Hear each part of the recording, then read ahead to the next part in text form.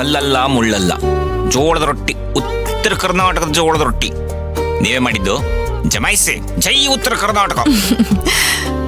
ಜೋಳದ ರೊಟ್ಟಿ, ಎಣ್ಣೆಗಾಯಿ ಪಲ್ಯ ಬೊಂಬಾಟ್ ಆಗಿದೆ.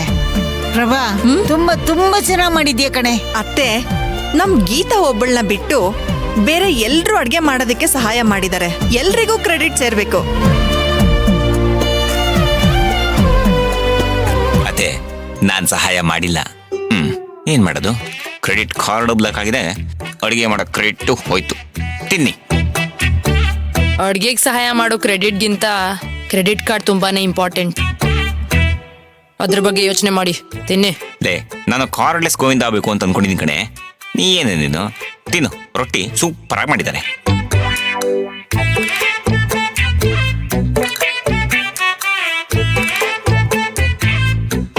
ನಮ್ ತೇಜು ನೋಡಿ, ಮನೆಯಲ್ಲಿ ನಾನ್ ರೊಟ್ಟಿ ಮಾಡಿದ್ರೆ ಅರ್ಧ ರೊಟ್ಟಿನೂ ತಿನ್ನಲ್ಲ. ಸಾಕು ಅಜ್ಜಿ ಅನ್ಬಿಡ್ತಾನೆ. ಇಲ್ ನೋಡಿ ಎಷ್ಟ್ ಚೆನ್ನಾಗಿ ತಿಂತಿದ್ದಾನೆ. ಚೆನ್ನಾಗಿದ್ಯಾ? ಎಲ್ರ ಜೊತೆ ಕೂತು ಊಟ ಮಾಡಿದ್ರೆ ಜಾಸ್ತಿ ಸೇರುತ್ತೆ.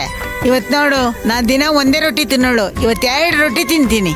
ಇದೇ ವಿಷಯಕ್ಕೆ ಅಮ್ಮ, ನಾನ್ ವಿಕ್ರಾಂತ್ಗೆ ಯಾವಾಗ್ಲೂ ಹೇಳ್ತಿರ್ತೀನಿ, ಸಂಸಾರಿ ಆಗು ಅಂತ.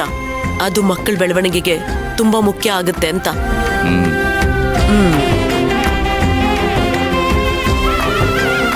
ಪಾಪ ಅವ್ರ ತಾನೇ ಎಲ್ಲಿ ಸಂಸಾರಿ ಆಗ್ತಾರೆ. ಹೆಂಡತಿ ಇದ್ದಿದ್ರೆ ಚೆನ್ನಾಗಿರ್ತಿತ್ತು. ಹೆಂಡತಿ ಬೇರೆ ಇಲ್ಲ.